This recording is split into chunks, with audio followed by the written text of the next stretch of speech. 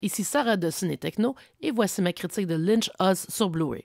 Distribué par Criterion dans sa série Janus Contemporaries, il est disponible depuis le 19 mars 2024. The Wizard of Oz, réalisé par Victor Fleming en 1939, était un échec à sa sortie, tout comme un autre futur classique du même réalisateur sorti la même année, Gone with the Wind.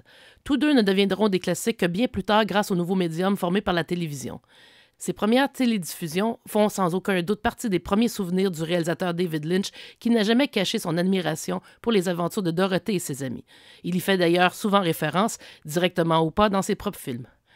Après avoir écouté un balado portant sur Oz par la critique Amy Nicholson, le réalisateur suisse Alexandre O'Philippe s'est entretenu avec elle en vue de démontrer les parallèles entre The Wizard of Oz et la filmographie de David Lynch, dont The Lost Highway fut son introduction au monde surréel du créateur de Twin Peaks.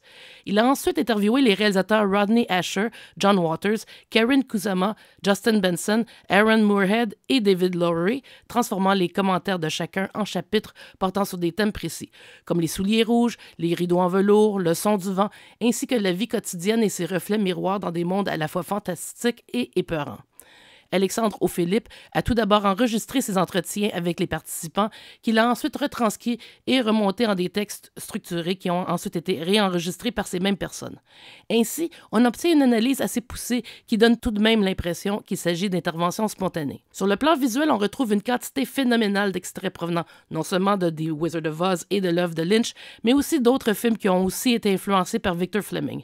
Malheureusement, les seules interventions de Lynch dans le documentaire proviennent de vidéos d'archives, par exemple des classes de maîtres auxquelles il a participé.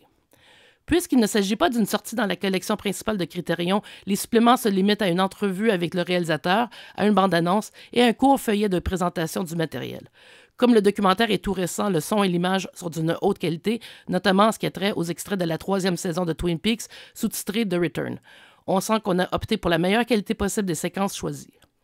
L'approche d'Alexandre O'Philippe de faire appel à des réalisateurs au lieu d'historiens du cinéma est très intéressante, car on s'éloigne des analyses clichés habituelles. Les cinéastes interviewés remarquent souvent un parallèle entre leurs propres films et ceux de Lynch, tout particulièrement John Waters, qui considère Lynch un peu comme une âme sœur malgré les différences dans leur approche du cinéma.